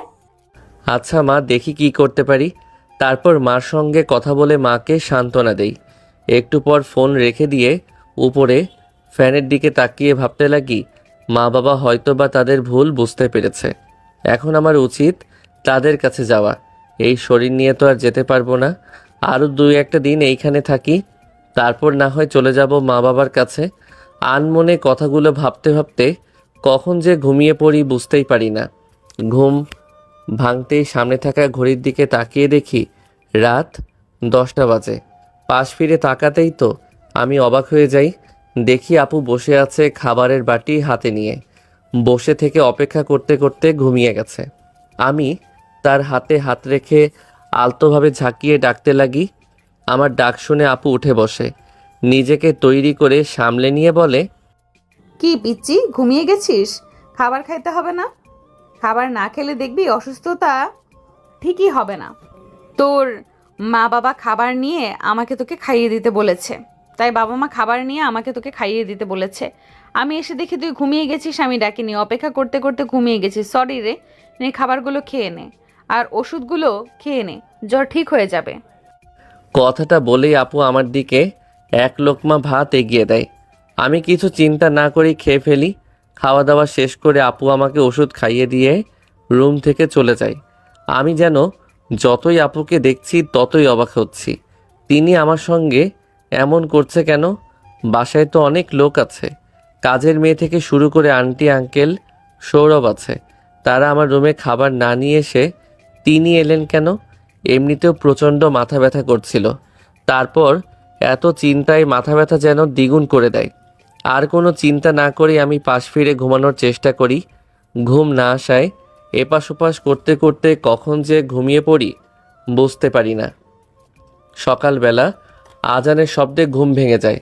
ওঠার চেষ্টা করি, বাট উঠতে অক্ষম হই। পুরো শরীরটা ব্যথায় যেন নাজেহাল অবস্থা। বুঝতে পারছি না গায়ে ঠিক কতটা পরিমাণ জ্বর এসেছে আমার। তখন দরজায় কারো কড়া নাড়ার শব্দ পাই। কি যেন মনে করে আমার চোখ বন্ধ করে ফেলি। আলতোভাবে তাকিয়ে দেখি আপু দরজা ঠেলে রুমের মধ্যে প্রবেশ করছে। আমার কাছে এসে সর্বপ্রথম কপালে হাত দিল। হয়তোবা বোঝার চেষ্টা করছে আমার জ্বরের তাপমাত্রা কত। তারপর যা করলো আমি যেন নিজেকে নিজেই কোনোভাবে বিশ্বাস করতে পারছি না। আমার মাথায় আলতো করে চুম্বন খাই। তখন আমি তাকাই। আমার তাকানো দেখে পপি আপু অনেকটা ভয় পেয়ে যায়, নিজেকে সামলে নিয়ে বলতে লাগে। আমি তাকে বুঝতে না দিয়ে বলি, না আপু, এইমাত্র ঘুম থেকে উঠলাম। না আপু, আমি ঠিক আছি। কথাটা বলে যেই উঠতে যাব অমনি পড়ে যাই। তখনই আপু আমাকে ধরে ফেলে। তারপর আমাকে পুনরায় খাটে শুইয়ে দিয়ে বলে, ঘুমিয়ে থাকো তুমি, উঠতে হবে না।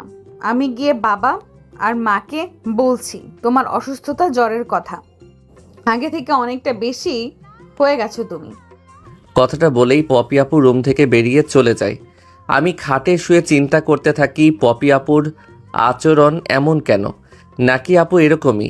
নাকি তার মনে আমাকে নিয়ে উল্টাপাল্টা চিন্তা বিরাজ করছে? আর তার দুটো চোখ যেন চেনা চেনা লাগছে আমার, কোথায় যেন দেখেছি, ঠিক মনে করতে পারছি না। কথাটা আনমনে ভাবতে ভাবতে অজ্ঞান হয়ে পড়ি। অন্যদিকে আঙ্কেল আন্টি বসার রুমে বসে বসে চা খাচ্ছিল আর খবর দেখছিল। তখনই পপি আপু তাদের সামনে গিয়ে বলতে লাগে, আব্বু আম্মু স্বাধীনের তো প্রচন্ড পরিমাণে জ্বর, সে তো উঠতেই পারছে না। ওর রুমের পাশে দিয়ে যাচ্ছিলাম, তখনই গঙ্গানির শব্দ শুনতেই ও রুমের মধ্যে গিয়ে দেখি খাটের নিচে পড়ে রয়েছে। তারপর আমি তাকে ধরাধরি করে খাটে শুইয়ে দিয়ে এসেছি। মাথায় হাত দিয়ে আমি পুরো অবাক হয়ে যাই। জ্বরে মানুষের এত তাপমাত্রা হতে পারে ভাবতেই পারেনি। ওকে হসপিটালে নিয়ে যেতে হবে। পপি তার বাবাকে কথাগুলো বলতেই বসার রুম থেকে উঠে পপির মা বাবা আমার রুমে চলে আসে। এসে দেখে আমি অজ্ঞান হয়ে খাটে শুয়ে আছি। তারপর তারা পাশে থাকা গ্লাস থেকে পানি আমার মুখে ছিটাতে লাগে। তখনই আমার জ্ঞান ফিরে আসে। পিট পিট করে তাকাতে আঙ্কেল আমাকে দেখে বলে, বাবা তোমার এতটা জ্বর একবার আমাকে বলার প্রয়োজন মনে করলে না? তোমার যদি কিছু হয়ে যাবে তখন তোমার বাবাকে আমি কি জবাব দিতাম বলো? বাদ দাও সেসব কথা। এখন কেমন লাগছে তোমার? আর না পপি, তুই ওকে একটু খাবার খাইয়ে ওষুধ খাইয়ে দিস। হ্যাঁ বাবা, দিচ্ছি। কথাটা বলেই পপি আপু রুম থেকে চলে যায়। অন্যদিকে আঙ্কেলের বলা কথাগুলো আমার মাথার উপর দিয়ে যাচ্ছে। কালকে রাতে আপু তো বলল আঙ্কেল নাকি আমার অসুস্থতার খবর শুনতে পেয়েছে আর তাকে পাঠিয়েছে আমাকে খাবার খাওয়ানোর জন্য। তাহলে কি আপু আমাকে মিথ্যা বলল? কেন মিথ্যা বলল? আপুর কাছ থেকে জানতে হবে আমাকে সবকিছু। কথাগুলো মনে মনে ভাবছিলাম চোখ বন্ধ করে। তখনই কপালে ঠান্ডা অনুভব করে তাকিয়ে দেখি পপি আপু পাশে বসে থেকে আমার কপালে জল পড়তে দিচ্ছে আর আমার দিকে ছোট ছোট চোখে তাকিয়ে আছে। তার চাহনির মধ্যে কেমন কেমন যেন একটা মায়া লেগে আছে। তার মায়ায় যেন আমি ধীরে ধীরে কাবু হয়ে যাচ্ছি আর তার দুটো চোখ চেনা চেনা লাগছে, বাট চিনতে পারছি না। কোথায় যেন দেখেছি। আমার চাহনি দেখে পপি তার হাতের পৃষ্ঠ দিয়ে চোখ মুছে ফেলে।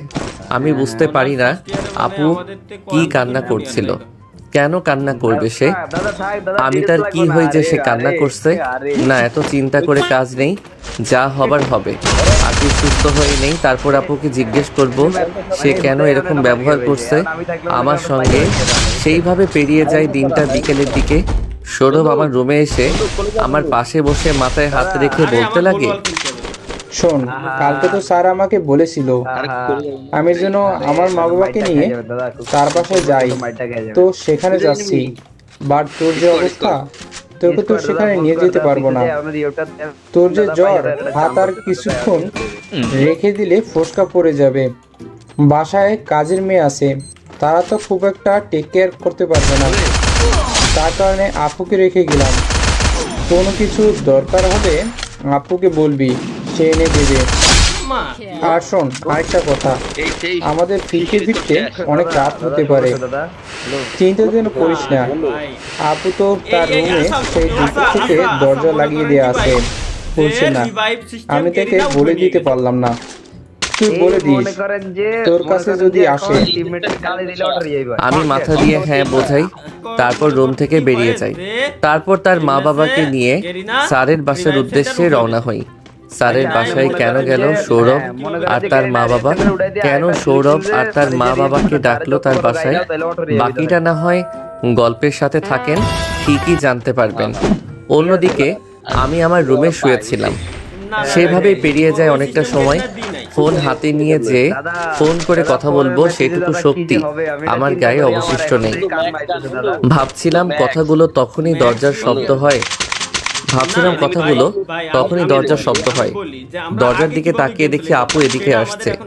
আমার কাছে এসে পাশে বসে মাথায় জলপট্টি দিতে লাগে। ঘড়ির দিকে তাকিয়ে দেখি রাত 8টা বেজে গেছে। আমি তাকে প্রশ্ন করি, এখনো কি সৌরভ আর আঙ্কেল আন্টি বাসায় আসেনি? আর আপনাকে বলতে ভুলে গেছি, আপনি তো রুমের ভিতরে ছিলেন, বাহিরে আসেননি। যাওয়ার বেলা সৌরভ বলে গেছে তারা নাকি লামিয়াদের বাসায় গেছে, ফিরতে অনেকটা লেট হতে পারে, চিন্তা যেন না করেন তাদেরকে নিয়ে। আমার কথায় আপু শুধুমাত্র মাথা ঝাঁকালো, যেন অনেক চিন্তা করছে। সে মাথায় জলপট্টি দিচ্ছে। আমি যেন নিজের মধ্যে নেই। পপি আপুর চোখ আমাকে টানছে, এক প্রকার নেশা কাজ করছে। নিজের শরীর যেন নিজে আর কন্ট্রোল করতে পারছি না। পপি আপুর গোলাপের পাপড়ির মতো ঠোঁট জোড়াই আমি আমার ঠোঁট ডুবিয়ে দিলাম। প্রথমে পপি আপু আমার থেকে ছাড়া পেতে চাইলেও পরে সেও কিস করতে লাগে। আমি পপি আপুর ঘাড়ে কিস করতে করতে নিচে নামি। তখন আপু বলে, স্বাধীন, এখন তুমি অসুস্থ, এখন এইসব না। কে শোনে কার কথা? আমি জোর করেই পপি আপুর সাথে ইন্টিমেট হই। সব কিছু আমি জ্বরের ধরে করি, যার জন্য আমার আর এই ঘটনা কোনো কিছুই মনে নেই। ঘুম ভাঙতে চোখ মেলে তাকিয়ে দেখি ঘর আলোকিত হয়ে আছে।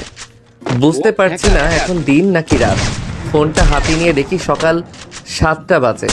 তড়িঘড়ি করে শোয়া থেকে উঠতে যাব, তখন মাথা আর শরীরটা অনেকটা ভার অনুভব করি।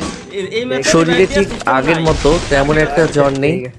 উঠতে যাব তখনই খাটে ভেজা কিছু অনুভব করি। সেদিকে তাকিয়ে দেখি ফোঁটা ফোঁটা রক্ত পড়ে আছে। তখনই আমার শরীরের দিকে তাকিয়ে দেখি আমার কাপড় চোপড় খুব একটা ঠিক নেই। ভালোভাবে শরীরটা পর্যবেক্ষণ করে বোঝার চেষ্টা করি গায়ের কোনো অংশে কেটে গেছে নাকি, সেই থেকে রক্ত বের হয়েছে কিনা, কিন্তু আমার শরীরে কোথাও কাটা নেই। ভাবতে লাগি এখানে রক্ত কিসের? তখনই মাথা ব্যথা বেড়ে যায়। হয়তো ভাবার কারণে সেখানে আর না বসে থেকে সোজা ওয়াশরুমে চলে যাই। তারপর গোসল করে দিই যেন শরীরটা একটু ভালো লাগে। গোসল করে রুমে এসে দেখি পপি আপু আমার পড়ার টেবিলে বসে থেকে ফোন দেখছে আর মুচকি মুচকি হাসে। আমি ওয়াশরুমের দরজা লাগিয়ে দিয়ে সামনের দিকে আসতে যাব, অমনি আপু আমার দিকে তাকায়। হ্যাঁ আপু, জ্বরটা অনেক কমেছে, অনেক ভালো লাগছে এখন আমার। বাট হ্যাঁ আপু, জ্বরটা অনেক কমেছে, অনেক ভালো লাগছে এখন আমার। বাট হাত পা ব্যথা করছে, বোধহয় পরে ঠিক হয়ে যাবে। আপুর কথার আগামাথায় কিছু বুঝতেই পারি না। কথা বলছিল আর আমার খাট থেকে চাদর সরাচ্ছিল। আমার কাছে এসে একটা মুচকি হাসি দিয়ে সেখান থেকে চলে যায়। আমি তার হাসির রহস্য তো বুঝতে পারি না। পড়ার টেবিলে বসে পড়ি। আপু উদ্ভট আচরণ কেন করছে এইটাই ভাবছিলাম। তখন পপি আপু পুনরায় আমার রুমে এসে একটা নতুন চাদর বিছিয়ে দেয়। তারপর আমি গিয়ে শুয়ে পড়ি। শরীরটা অনেক ক্লান্ত লাগে। আপু রুম থেকে চলে যায়। একটু পর রুমের মধ্যে সৌরভ চলে আসে। আমার পাশে এসে বসে কপালে হাত দিয়ে বোঝার চেষ্টা করে জ্বরটা এখনো আছে নাকি। তোর শরীরে তো আগের মতো জ্বরটা নেই, চলে গেছে। এখন কেমন লাগছে তোর? হ্যাঁ, ভালো লাগছে। শোন, তুই যদি সুস্থ থাকতি তোকে একটা ট্রিট দিতাম। জানিস না কালকে কি হয়েছে? স্যার কেন তার বাসায় আমার বাবা মাকে যেতে বলেছিল জানিস? আমি মাথা দিয়ে না বোঝাই। আরে লামিয়া ওর বাবাকে সব কথা খুলে বলেছিল অনেক আগে। আর আমাদের কলেজের প্রিন্সিপালই হচ্ছে লামিয়ার বাবা। কালকে তো দেখলি বাবা মাকে ডেকেছিল আমার আর লামিয়ার বিয়ের বিষয় নিয়ে কথা বলার জন্য। কবে, কোন সময়, কখন বিয়ে দেবে সেই দিনক্ষণ নিয়ে কথা বলেছে। বাবা বলল যে এখন বিয়ে না দিতে লেখাপড়ায় অমনোযোগী হয়ে যাবে। এর থেকে আমাদের এক্সাম শেষ হয়ে যখন আমরা ভার্সিটিতে উঠব তখন আমাদের বিয়ে দেবে। জানিস আমি অনেক অনেক খুশি হয়েছি, কারণ জীবনের প্রথম থেকে শেষ পর্যন্ত তার হাতটা ধরতে পেরে। আর আমাদের শুধু এঙ্গেজমেন্ট হয়েছে। তোকে অনেক মিস করেছি ওইখানে, বুঝলি? যদি তুই থাকতি তাহলে আরও অনেক এনজয় করা হতো জানিস। হ্যাঁ, আমিও সব কিছু ঠিক করে নিয়েছি। মা বাবা আমাকে অনেক ভালোবাসে। কালকে ফোন করে অনেক কান্নাকাটি করেছে। আমি যেন তাদের কাছে চলে যাই, আর আমাকে তারা অনেক মিস করছে। বুঝতেই পারছি না কি করব, তাদের কাছে চলে যাব নাকি এখানে থেকে আমি পড়ালেখায় ফোকাস দেব। দেখ, তোর লাইফটা তুই যেভাবে লিড করবি সেভাবেই কর। আর তোর বাবার অনেক অর্থ সম্পদ আছে, তোর লেখাপড়া না করলেও অনায়াসে তুই জীবন চালিয়ে যেতে পারবি। আর তোর মা বাবার কাছে থাকাটাই তোর ভালো হবে, কারণ তারা তাদের ভুল বুঝতে পেরেছে। তাদের ক্ষমা করে দিয়ে কাছে নেওয়া উচিত। আর আমি মনে করি তুই তাদের কাছে গিয়ে তোর জেলায় একটা ভালো কলেজে ভর্তি হয়ে যাস। হ্যাঁ রে, ভাবছি এটাই করব। তাই তোর কাছ থেকে জানার জন্য বলছিলাম। বাট তুই তো আমার মনের কথা সবসময় সবার আগে বুঝে যাস। একটু সুস্থ হই, আগামীকাল না হয় বাসায় চলে যাব। আগামীকালকে চলে যাবি? থাক আর দু একদিন আমাদের এখানে, তোকে সব কিছু ঘুরিয়ে দেখাই আমাদের জেলায় কি কি আছে। মা অনেক কান্নাকাটি করেছে, আমি যেন কালকে বাসায় চলে যাই। অন্য এক সময় আসবো তোদের এখানে, তখন এসে অনেক দিন থাকবো, বুঝলি? প্লিজ এখন আর বাধা দিস না। তারপর সৌরভের সঙ্গে আরও অনেক কথা বলতে লাগি। কথা বলা শেষ হলে সৌরভ রুম থেকে চলে যায়। আমি রুমের মধ্যে বসে থেকে আর কি করব। তাই বেলকনিতে গিয়ে ফোনটা বের করে মাই সিনিয়র ওয়াইফ নামের নাম্বারটাতে কল করি। প্রায় 2 দিন হয়ে গেল তার সঙ্গে কন্ট্যাক্ট হয় না। আর কি ব্যাপার, আমায় কি সে পছন্দ করে না, নাকি মেনে নিতেই পারেনি? 2 দিন হলো তাকে ফোন করি না, টেক্সট করি না, বাট তার দিক থেকে কোনো ফোন কল নেই, কোনো টেক্সট নেই, কিছুই নেই। যেই ভাবা সেই কাজ। আমি তৈরি হয়ে ওই নাম্বারটাতে ফোন করি। ফোন করার একটু পর ফোন রিসিভ হয়। সালাম দিয়ে আমি বলি, আচ্ছা আপনি কি আমাদের বিষয়টা মেনে নিতে পেরেছেন? এখন আমাকে মানতে পারেন নাই? যদি এই বিষয়টা হয় তাহলে বলেন, আমি আপনার ইচ্ছায় ডিভোর্স দিয়ে দিব। আমি আলাদা হয়ে যাই এরকম থাকার থেকে। না, মোটেও না। আসলে অনেক কাজের চাপ ছিল তো, আমার পিচ্চি জামাইয়ের কথা মনে পড়েছে, বাট ফোন করার সময় হয়ে ওঠেনি, বুঝলে? আর আমি আমার পিচ্চি জামাইকে ভালোবাসি না, মানে অনেক অনেক ভালোবাসি। আজকে তোমার কণ্ঠ যে কেমন চেঞ্জ লাগছে, বোধহয় অনেক কান্না করেছো, এজন্য তোমার কণ্ঠ এমন হয়েছে। আমার আবার কি হবে, কিছুই হয়নি, এমনিতে একটু ঠান্ডা লেগে আছে, এই জন্যই এমন ভয়েস। কি হয়েছে তোমার, প্লিজ আমাকে সত্যি করে বলবে? অন্যদিকে আমি যখন সৌরভকে সব কথা খুলে বলছিলাম আমি আর তাদের এখানে থাকবো না, বাসায় চলে যাব, তখন পপি আমার দরজার আড়াল থেকে সব কথা শুনে নেয়। তাই সে কান্না করে, আমাকে আর দেখতে পারবে না, আমাকে আর কেয়ার করতে পারবে না, আর তার চোখের সামনেও দেখতে পারবে না, এটা ভেবে কান্না করছিল সে। তখনই আমি তাকে ফোন করি আর রিসিভ করে রুমে ঢুকতে ঢুকতেই আমার সঙ্গে কথা বলতেছিল। অন্যদিকে আমি সিনিয়র বউয়ের সঙ্গে কথা বলে মনটা অনেক ভালো লাগে। রুমে গিয়ে আমার সব ব্যাগপত্র গোছাতে লাগি, আগামীকালকেই বাসায় চলে যাব। তারপর ফোনটা বের করে আম্মুর সঙ্গে কথা বলতে লাগি, আগামীকালকে বাসায় যাব এই বিষয় নিয়ে। তখন আম্মু বলে গাড়ি পাঠাবে কি না আমাকে নেয়ার জন্য। আমি বলি না, পাঠানোর দরকার নেই, আমি আগামীকালকে ট্রেন দিয়ে বাসায় যাব, তুমি না হয় স্টেশনে গাড়ি পাঠিয়ে দিও। আম্মুর সঙ্গে কথা বলা শেষ করে ঘড়ির দিকে তাকিয়ে দেখি রাত 8টা বেজে গেছে। তখন দরজার দিকে তাকিয়ে দেখি পপি আপু দাঁড়িয়ে আছে আমার দিকে, মুচকি হাসি দিয়ে বলে, নিচে তোমার জন্য খাবার টেবিলে সবাই অপেক্ষা করছে, আসো খেয়ে নেবে, তারপর না হয় ব্যাগপত্র গুছিয়ে নিও। আমি তার দিকে ভালোভাবে তাকিয়ে দেখি চোখ দুটো লাল বর্ণ ধারণ করেছে। আর কি বলল, ব্যাগপত্র গুছিয়ে নেব মানে? সে কিভাবে জানলো আমি ব্যাগ গোছাচ্ছি? সে তো দেখেনি, আর রুমে তো আসেনি আজকের দিনে, তাহলে কিভাবে দেখলো সে? সে কি আমাকে নজরে রাখছে? নজর রাখলে কি আর না রাখলে কি, আগামীকালকে তো এই বাসা থেকে চলে যাব। কথাটা ভাবতে ভাবতে নিচে চলে আসি। খাবার টেবিলে বসে খাবার খেয়ে নেই। খাবার খাওয়ার সময় আঙ্কেল আন্টিকে সব কথা খুলে বলি, তারাও আর অমত পোষণ করে না। মা বাবা ছেলের মধ্যে ভালো বন্ডিং হোক এটাই তারা আশা করে। তারপর খাওয়া দাওয়া করে রুমে গিয়ে ঘুমিয়ে পড়ি। আগামীকালকে সকাল সকাল ট্রেন থাকায় তাড়াতাড়ি ঘুমিয়ে পড়ি। সকালে চোখে আলো পড়তেই ঘুমটা ভেঙে যায়। চোখ মেলে দেখি পপি আপু আমার সামনে দাঁড়িয়ে আছে। পপি আপু জানালার উপর থেকে পর্দাটা সরিয়ে দেয়ায় আমার চোখে আলো পড়ছে, তাই ঘুম ভেঙে গেছে। আপু আমার দিকে তাকিয়ে মুচকি হাসি দিয়ে বলে, কালকে তুমি বললে তোমার ট্রেন আছে 8:30টায়, এখন 7টা বাজে, জলদি জলদি ফ্রেশ হয়ে খাবার দাবার খেয়ে চলে যাও, না হলে পরে আবার ট্রেন মিস করবে। তুমি ফ্রেশ হয়ে নিচে এসো, আমি তোমার জন্য খাবার বেড়ে দিচ্ছি। আমি তার কথা মতো শুয়া থেকে উঠে ওয়াশরুমে চলে যাই ফ্রেশ হওয়ার জন্য। ফ্রেশ হয়ে নিচে চলে আসি, দেখি আঙ্কেল আন্টি বসে টিভি দেখছে আর চা খাচ্ছে। তখনই খাবার টেবিলের দিকে নজর দিতেই দেখি পপি আপু দাঁড়িয়ে আছে। আমাকে ইশারা দিতে আমি গিয়ে খাবার টেবিলে বসে পড়ি। তারপর আমাকে খাবার বেড়ে দিতে লাগে। বাসা ভর্তি কাজের লোক, তারপরও আপু আমাকে খাবার বেড়ে দিতে লাগে। খাওয়া দাওয়া শেষ করে আমি আমার রুমে গিয়ে লাগেজ নিয়ে আঙ্কেল আন্টি আর আপুর থেকে বিদায় নিয়ে সৌরভ আর আমি বাসা থেকে বেরিয়ে আসি। আসার সময় পপি আপুর দিকে তাকিয়ে আমি যেন অবাক হয়ে যাই।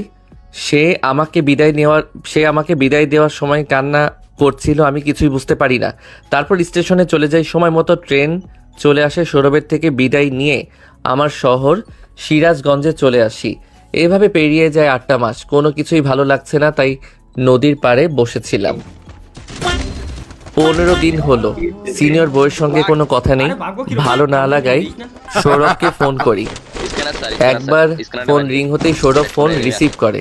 তারপর ওর সাথে টুকটাক কিছু কথা বলতে লাগি। ওর দিকে তাকিয়ে দেখি ওর মুখটা গোমরা মুখ হয়ে আছে। আমি ওকে প্রশ্ন করি, কি রে, কি হয়েছে? অমন মুখ করে রেখেছিস কেন? কোনো সমস্যা হয়েছে? আঙ্কেল আন্টি কি তোকে বকেছে নাকি আবার? আরে না, কিভাবে যে তোকে বলবো বুঝে উঠতে পারছি না। তুই আবার কি মনে করিস আমার আপু প্রেগনেন্ট, কিন্তু তার তো বিয়ে হয়নি। বাবা মাকে অনেক গালিগালাজ করেছে, অনেক বকাবকি করেছে। ওই বাচ্চার বাবাকেই জিজ্ঞেস করেছে, সে কোনো উত্তর দিতে পারছে না। বারবার একটা কথাই বলছে, সে এখন বলতে পারবে না, সময় হোক তখন বলবে। এখন তুই বল, এমন সময় যেই হোক তার বউয়ের কাছে থাকা স্বামীর থাকা উচিত, কিন্তু কিছুই বলছে না। আমি আমার মা বাবাকে বলেছি ছেলে যেই হোক আমরা স্বেচ্ছায় মেনে নেব, কিন্তু তারপরও ছেলের পরিচয় দিচ্ছে না আমাদেরকে। আমি কিছুই বুঝতে পারছি না, কোনো কিছুই ভালো লাগছে না, কোনো কিছুই মিলাতে পারছি না। তখন আমি চিন্তা করতে লাগি, ওই চোখ পপি আপুর চোখগুলো আমার চেনা চেনা লাগছে। তখন আমি পপি আপুর একটা পিক যেটা আমি লুকিয়ে তুলেছিলাম আর আমার ফোনের সঙ্গে থাকা ওয়ালপেপারের ছবিটা মিলিয়ে দেখি, দুজনের চোখ একদম সেম। তাতে আমার আর বোঝার বাকি রইল না যে পপি আপুই আমার সিনিয়র বউ। তাই তো তার সঙ্গে দেখা হওয়ার পর থেকে আমাকে এত এত খেয়াল যত্ন করত। আর ভুল বিষয় তাহলে এটাই, আমি আর কোনো কিছু চিন্তা করতে পারি না। সৌরভ একের পর এক আমাকে ফোন করে চলেছে, আমি ফোন রিসিভ করছি না। তারপর বাসায় এসে মা আর বাবাকে সব কথা খুলে বলি। তারা আমার কথা শুনে অনেক বাকরুদ্ধ হয়ে পড়ে। তাদের একমাত্র সন্তান আমি, আমার বিয়ে দিবে ধুমধাম করে আনন্দ করে, সেখানে কিনা আমি অঘটন ঘটিয়ে ফেলেছি। এখন আর কি করার, মা বাবা আমার কথায় রাজি হয়ে যায়। আমাকে বলে, যা বাবা, তুই আমার ঘরের বৌমাকে আমার ঘরে নিয়ে আয়, আমরা কিছুই বলবো না। তারপর আমি আর এক মুহূর্ত বাসায় না থেকে একটা গাড়ি নিয়ে ড্রাইভিং করতে করতে ঢাকায় চলে আসি। সৌরভদের বাসার সামনে এসে গাড়িটা ব্রেক করে দরজায় কলিং বেল দিতেই কাজের মেয়ে এসে দরজা খুলে দেয়। বাসার মধ্যে প্রবেশ করে দেখি বাড়িটা আগের মতো চঞ্চল নেই। বসার রুমের দিকে তাকিয়ে দেখে আঙ্কেল আন্টি চিন্তিত হয়ে বসে আছে। আমাকে এখানে দেখে সৌরভ বসা থেকে উঠে আমার কাছে এসে বলতে লাগে, কিরে তুই অসময়ে এইখানে? একটাবার ফোন করে আসতে পারতি, তা হঠাৎ এখানে কি মনে করে আসলি? কোনো সমস্যা হয়েছে কি তো? না, কিছুই হয়নি, আমি আমার বউকে নিতে এসেছি। আমার কথা শুনে আঙ্কেল আন্টি আমার দিকে ড্যাব ড্যাব করে তাকায়। পুরো বাসার কাজের লোকেরা আমার দিকে তাকিয়ে আছে, আমি যেন ভিন গ্রহের এক এলিয়েন। আঙ্কেল আন্টি বসা থেকে উঠে আমার কাছে এসে বলতে লাগে, বাবা তুমি কি বলছো না বলছো? তোমার বউকে নিতে এসেছো মানে? তুমি বিয়ে করেছো, একবার আমাদেরকে বললে না, আর তোমার বউ এখানে থাকবে কেন? আঙ্কেল আন্টি আর সৌরভ, আপনারা আমাকে ভুল বুঝবেন, বাট আমরা পরিস্থিতির শিকার ছিলাম, কিছুই বলতে পারিনি আপনাদেরকে। আপু অর্থাৎ পপি আপু আমার ওয়াইফ। তারপর আমি আঙ্কেল আন্টি আর সৌরভকে সব কথা খুলে বলি। আমার কথা শেষ হতে আঙ্কেল বলে, এত কিছু হয়েছে, আমাকে একবার বলতে, আমরা তোমাদেরকে মেনে নিতাম। এখন তোমার বাবা মা কি এতে মত আছে? যদি মত থাকে তাহলে আমরা আমার মেয়েকে তোমার সঙ্গে পাঠাবো, না হলে আমার মেয়েকে এইখানে থাকবে। এখন আমার মেয়ের বাচ্চার বাবা, তা তো জানতে পারলাম, এতেই ভালো। আঙ্কেল আমার বাসার সবাই রাজি। বাসার সবাইকে আমি বলেছি, তারা আমার কথা শুনে প্রথমে কষ্ট পেলেও পরে অনেক খুশি হয়েছে। তারা পপি আপুকে আমার বউকে এখান থেকে নিয়ে যেতে বলেছে। কে তোর বউ? কিসের বউ? কার বউ? আমি কারো বউ না, আমি একটা নষ্ট। আমার গর্ভে যে সন্তান, এটা একটা খারাপ সন্তান। আমার সন্তানের বাবার কোনো প্রয়োজন নেই। দেখ মা, তুই কথাগুলো বলছিস আমাদেরকে ইন্ডিকেট করে, আমি ভালো করেই বুঝতে পারছি। বোঝার চেষ্টা কর, আমার জায়গায় থাকলে তুই কি করবি? তুই একবার বলতে পারছি যে স্বাধীন তোর সন্তানের বাবা, আমরা কিছুই করতাম না। তুই যদি বলতি অন্য ছেলে, আমরা কিছুই বলতাম না, বাট তুই তো কিছুই বলিস না। এর জন্য রেগে গিয়ে আমি তোকে অনেক কথা বলে ফেলেছি। আঙ্কেল আন্টি যা হবার তা হয়ে গেছে। আর বউ তোমাকে বলছি, মা বাবা যা করে ভালোর জন্য করে। হয়তো রেগে বলেছে তোমাকে তো তারা অনেক ভালোবাসে। এখন এত কথা না বলে তোমার রুমে গিয়ে গোছগাছ করে নাও, আমরা আমাদের বাসায় যাব। পপি সেখান থেকে নড়ছেও না চড়ছেও না।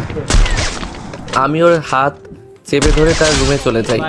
আলমারিতে গিয়ে তার কাপড় চোপড় গুছিয়ে ব্যাগে ঢোকাতে লাগি। আমার কাণ্ড দেখে সে হেসে ফেলে আর কান্না করতে লাগে। এইটা সুখের কান্না। তারপর আবার হাত থেকে ওর কাপড় ফেলে দিয়ে আমাকে জড়িয়ে ধরে বলতে লাগে, আমার জুনিয়র বরটা এতটা সাহসী কি করে হতে পারে, যেখানে তোমার কিছু হয়ে যাবে বলে আমি বলিনি। অন্যদিকে তুমি কিভাবে তোমার ফ্যামিলিকে জানিয়ে দিলে? ওয়েট, তুমি কিভাবে জানতে পারলে আমি তোমার স্ত্রী? তারপর আমি আমার সিনিয়র বউকে সব কথা খুলে বলি। তারপর আঙ্কেল আন্টির কাছ থেকে বিদায় নিয়ে ড্রাইভিং করতে করতে বাসায় চলে আসি। মা বাবার সঙ্গে পপির পরিচয় করিয়ে দেই। মা বাবা পপিকে দেখে অনেক খুশি হয়। তখন বাবা হাসতে হাসতে বলে ওঠে, আনতে চাইছিলাম বৌমা, সঙ্গে নাতিও চলে আসছে। বাবার কথা শুনে বাসায় থাকা সবাই হাসতে লাগে। তারপর সিনিয়র বউকে আমার রুমে নিয়ে যায়। রাতের বেলা খাওয়া দাওয়া শেষ করে রুমে গিয়ে পিপি আপু আমার বুকের উপর শুয়ে আছে। আমি তার চুলে হাত বুলিয়ে দিচ্ছি। তখন আমি পপি আপুকে বলি, আচ্ছা আমি জানি তোমার গর্ভে যে বাচ্চা ওটা আমার, বাট কখন কি করে আমি তো কিছুই বুঝতে পারছি না। আরে পিচ্ছি, তুমি তোমার মধ্যে থাকলে তো জানতে পারবে। তুমি যে অসুস্থ হয়ে জ্বরে পড়েছিলে সেদিন রাতে আমার সাথে জোর করো, আর আমি নিজে কন্ট্রোল করতে না পেরে তোমাকে সারা দিই। বুঝেছো পিচ্ছি জামাই? তার মানে খাটে রক্ত ছিল এইটা। আমাকে আর কোনো কথা বলতে না দিয়ে পপি আপু অর্থাৎ আমার সিনিয়র বউ আমার ঠোঁটের সঙ্গে ঠোঁট লাগিয়ে দিয়ে চুষতে লাগে।